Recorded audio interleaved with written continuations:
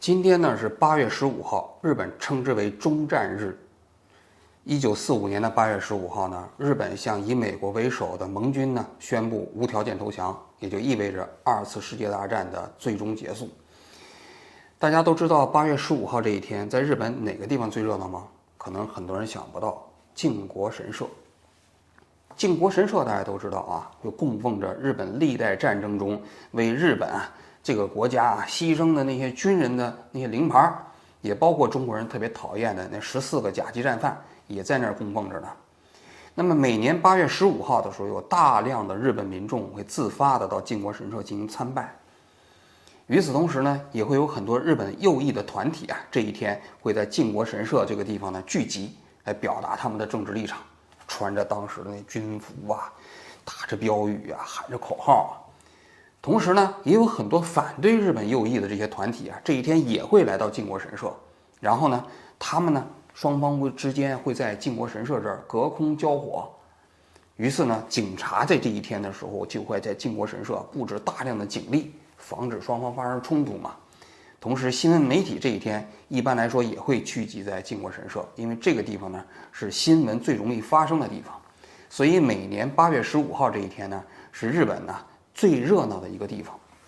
我的一个日本朋友跟我讲他说8月15号这一天一定要到靖国神社去看一看，不容错过。所以今天呢，日语课下课之后呢，我就专门跑到靖国神社去看了一眼，用手机拍摄了一些现场的情况，想给大家一起来看一下。今天的靖国神社到处都是警察，这是出口的位置，而且有很多警察就站在那个门口。继续往前走从靖国神社进来以后有一个长长的甬道，从这个甬道一直往前走，大概我估计有个500米左右吧。前面就是著名的靖国神社，大家看到了吗？前面就开始有一些政治团体的旗帜了。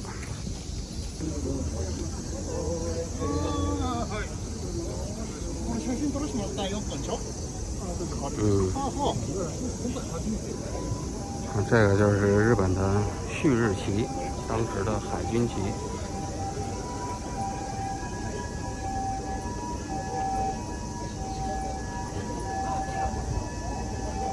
这是当时的神风特技队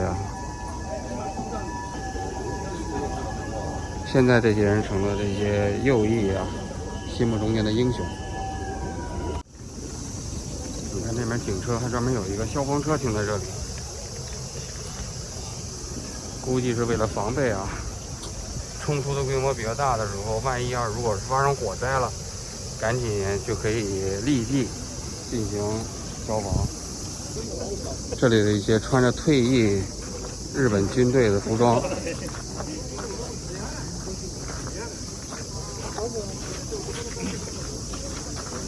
穿着日本的当年的海军的军服、陆军的军服。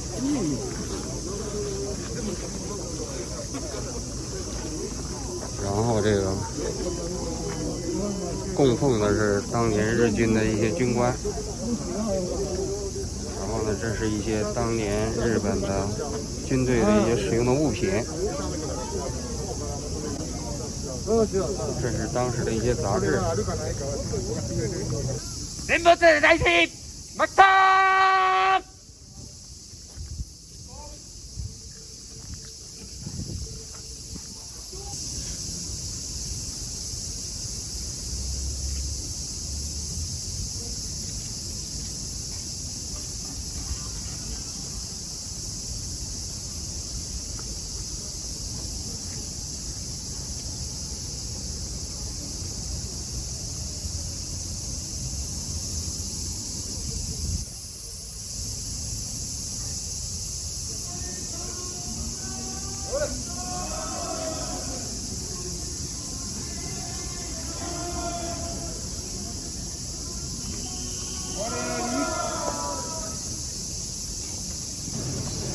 在新冠疫情期间日本能有这么多人的场所，可能现在也就是靖国神社了。越往里面人越多。大家看到了吗？从这个门呢进来之后，对面这就是著名的靖国神社。现在在这里头排着长长的队伍的人啊，就是准备在靖国神社参拜的人。8月15号这一天呢，是日本著名的终战日，也是2次世界大战结束的日子，也就是日本战败的日子。这一天呢，每一年到这个靖国神社参拜的日本人都特别多，所以现场呢有很多警察在维持秩序。你看这现场的警察，他会前面有一波参拜的差不多了，再放后面的这一波人往前走，这样的话呢就不至于造成挤踏拥挤。我觉得这个方式特别好，因为人多了以后啊，后面的人不知道前面的情况，就会往前拥的话就会容易导致踩踏。这个方式啊，日本的这个警察的管理方式确实还是很先进，也很人性化，就是拥而不挤。这有一个蒸汽机，就是专门往人群中间吹水蒸气的。它的目的是为了让在这个地方降温，因为8月份的日本的东京非常非常热啊，然后人群聚集在这里头，很容易出现中暑的现象，所以这政府部门，我猜是政府部门，当然也有可能是靖国神社搞的啊，就搞的这么一个水蒸气机，往人群的上方啊喷水蒸气，啊，尽量把这个地方空气中间的温度啊稍稍降低一点。这个设施也挺人性化的。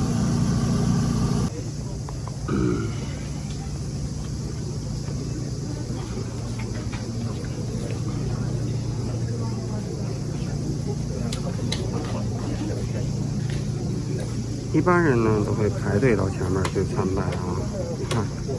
我在这个角度可以让大家看一下怎么个参拜法，但是也会有一些人不愿意排队，就在这个边上，然后参拜一下。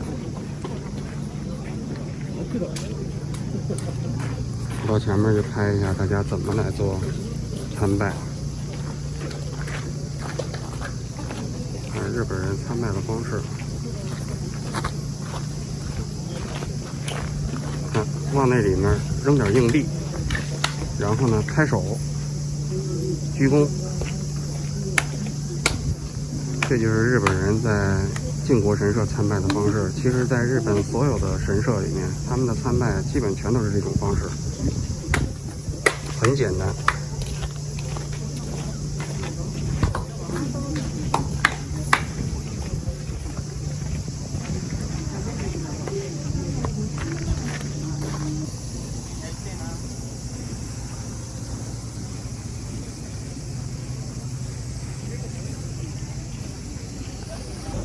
就是这个地方呢，从这个口进去啊，就是你可以到店里头去参拜的。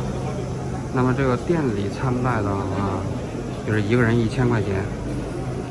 那么如果个人和家族呢，2000块钱。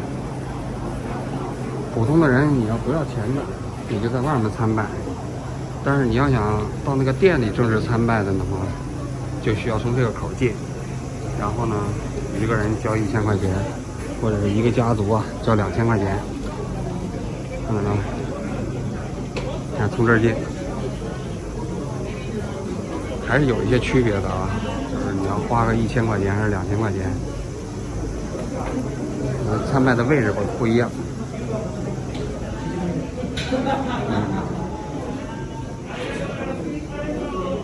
啊，看这里头，这再进去就要花钱了，我就不进了，我在这口子给大家拍一下，展示一下就行了。这是免费的大碗茶的地方，不要钱，想喝的话都可以喝一杯。这一点日本比较好，凡是有公共活动啊，有收钱的。我也来一杯。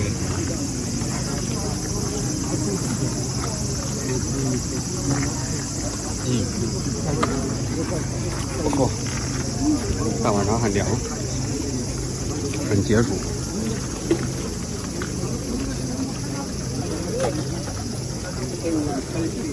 拿鸡扔的这个袋子，日本有一点，我觉得挺令人赞叹的，就不管搞什么活动啊，井然有序，干干净净。你看，这是为了防止出现什么意外的情况，搭起来的急救中心，为防止有人中暑啊什么之类的。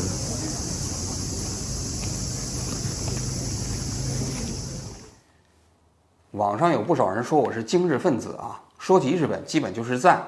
然后对日本这个国家存在的缺点呢，基本上也不怎么说。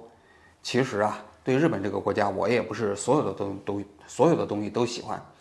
比如说二战之前的那个日本，我就不喜欢，因为那是一个军国主义肆虐的国家，它不仅仅给周边的国家带来了深重的灾难，其实给日本的自己的国民也带来了莫大的灾难。日本这个国家，其实它的重生是从二战的战败开始的，因为战败之后的日本呢，被美国这些盟军所占领，同时也给日本带来了一部和平主义的宪法，这个为战争之后日本的繁荣奠定了基础，同时呢，也防止日本这个国家从此以后再次走上军国主义的道路。所以，如果说我喜欢日本的话，我是喜欢在和平主义宪法之下的日本，而不是历史上那个日本。说句心里话啊，因为作为一个中国人，看到日本右翼的一些表现，我心里也不是特别舒服。我个人觉得呢，其实日本社会有这样的思潮呢，从某种角度来讲，多多少少说明日本这个国家呢，对二战时期战争发生的根源呢，反思的还不是够完全彻底。比如说跟德国相比，大家都知道，当年的纳粹德国给德国带来了非常大的战争的灾难。战争之后呢，德国举国上下对纳粹这种思潮在德国的这个反思应该说力度非常大。为什么现在在欧盟之中，德国可以重新成为领袖？在我看来，很大程度是跟德国对战争的反思的非常彻底有非常大的关系。今天的欧洲再也没有人担心德国会重新走上军国主义的道路了。那么日本呢？我今天要给大家讲3个日本博物馆的故事。第一个博物馆就是靖国神社旁边的游旧馆。这游旧馆这几个字游旧出自于咱们中国传统的那个典籍荀子里面讲的话，意思要跟随那些贤德之人，遵循他们的道路，要成为一个走正确道路的人。他这句话什么意思呢？翻译出来就是那些历史上为日本这个国家牺牲的那些军人，他们所走的道路就是我们今天应该遵循的道路。你可以从这句话里头读解出一些独特的意味了吧？游旧馆一进去就是一个神风特工队队员的青铜雕像。按道理来讲，大家都知道什么是神风特工队。神风特工队就是当年日本在败局已定的情况下，他们动员一些年轻的飞行员，整个飞机上装上炸药，然后甚至卸掉降落用的那个轱辘，也不带降落伞，用自己和飞机一起撞向美国的军舰，然后呢跟对方同归于尽。应该说神风特工队的这种做法其实挺反人类的。但是呢，其实你看，在游旧馆的这样的一个展览里面，不但没有对这种神风特工队以国家主义的名义摧残年轻人这样一种做法的反思，相反却把它讴歌成了一个为国捐躯、为国牺牲的那样一种爱国主义志士。这样的史观在游旧馆里面比比皆是。游旧馆里头放的展览基本都是日本历届战争过程中间的那些遗存物，比如说鱼雷坦克比如说二战期间还有一面连队的队旗。大家都知道日本当时陆军呢是以连队为最主要的一个作战单位，每一个连队呢有一个连队队旗。日本陆军就规定呢，旗在队在，旗不在队则不在，反过来这个队不在，这个旗也就不在了。所以在二战当时这个中战的时候，也就是日本战败的时候呢，日本的陆军总部给那些作战部队下命令，要求把所有的连队旗都烧掉。但是唯独有一个连队悄悄地违背了这个命令，把这个连队旗给藏起来了。那么后来他们就把这个旗捐给了这个邮旧馆，所以邮旧馆里面这面日本陆军的联队队旗啊，成了现如今唯一保存的当年日本陆军的联队旗。实际上，像这样的战争遗物啊非常多，但是你要知道，邮旧馆里面最重要的一点，不是这些展览的这些战争遗物，而是它的军国主义史观。因为你去看它那里头讲，比如卢沟桥事变，基本就讲中国军队开的第一枪；满洲事变，就是因为当时这个日本军队在满洲受到袭击，然后再发动的满洲事变；甲午战争就是中国为了帮助朝鲜独立，日本忍无可忍，然后去参战了；太平洋战争是美国当时逼的日本不得不参加发动这场战争。所以总而言之吧，就是日本是一个大东亚共荣的缔造者。然后呢，亚洲这些国家总的来说非常配合，只有美国当时跟日本较劲，然后日本不得不自卫还击，最终呢当然战败了，就是这么一个调调。这是第一个这个博物馆啊。第二个博物馆呢叫江户博物馆。这江户博物馆呢是我特别喜欢的一个博物馆，它其实里面没有什么特别珍惜的宝贝，但是它讲述的是东京这座城市是如何从江户变成东京的。因为从江户到东京啊，只有区300年的历史。那么这300年的过程中间，江户是如何一步一步演变成东京的呢？江户博物馆展览的就是这个内容。那里面呢有大量的江户时代的建筑遗存，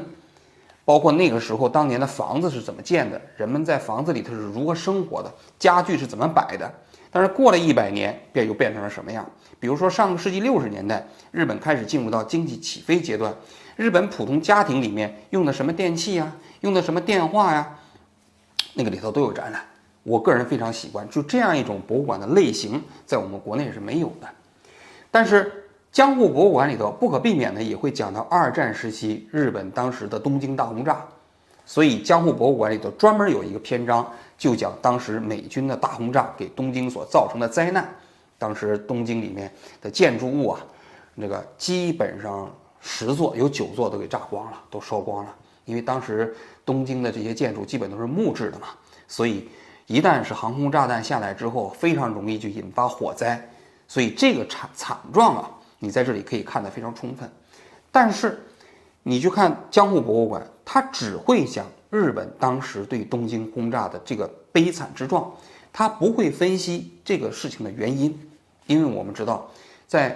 日本的战争后期呀，它受到美国的打击，主要是因为当时日本侵略亚洲其他国家，然后跟美国发动了太平洋战争，这是因呢，没有这个因，哪有日本东京被大轰炸这个果呢？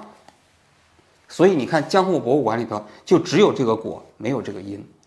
其实第3个博物馆也一样，就是广岛的原子弹核爆纪念馆。这个纪念馆我也去过，这个核爆纪念馆做的也非常不错。比如说有每一个因为原子弹爆炸而死去的这个人的姓名，也包括他的基本生平，这一点我觉得做的确实非常好。日本人对这个档案的搜集整理工作啊，确实做的是非常非常认真仔细。到底原子弹爆炸死了多少人？不光有现场死的，还有这之后若干年内因为这场爆炸而死去的人，在这里都有记录。应该说，日本对于原子弹爆炸给日本这个社会所造成的伤害，在这个纪念馆里面讲述的非常清晰。但是同样的原因，就是他只讲果不讲因，他只讲美国扔下了2颗原子弹，他不太讲当时日本因为发动了侵略战争，跟美国发动了太平洋战争，然后这个给其他国家造成的这样的一种伤害，然后美国才给日本投的原子弹。所以在我看来，就是日本的公共博物馆里面，基本上就是这2种史观，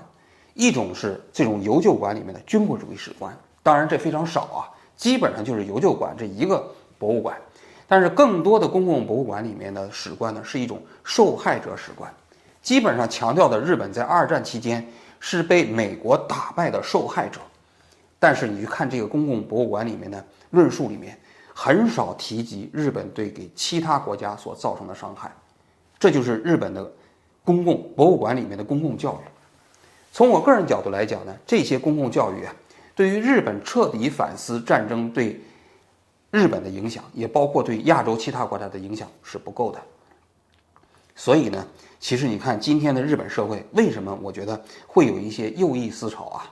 其实跟这个多多少少有关。虽然啊，日本今天的社会是一个和平主义的宪法，其实我们知道有些日本政党呢推动修宪，其实在我看来啊，修宪在日本是非常非常困难的。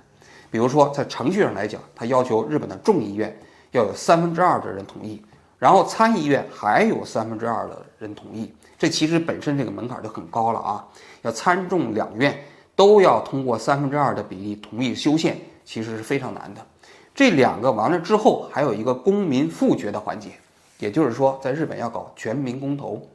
全民公投就意味着要日本有投票权的人有1半以上的人同意才可以。但是日本啊，历年来搞过民意测验、民调啊，就是表明呢，就是支持日本重新拥有军队，并且拥有交战权的这部分民众啊，大概只占反对者的1/2。也就是说，大概日本的大部分人是反对日本重新拥有军队和拥有交战权的。也就是说，和平主义的这样一种认知，在日本的今天是主流主义的思潮，主流思潮。但尽管如此啊，我们还是希望日本这个国家面对战争的过程中间，还是应该对它历史所犯下的那些罪行呢，能够有更认真的反思，更深刻的反思。如此呢，我个人觉得日本呢，它才能成为真正的一个和平的缔造者的国家。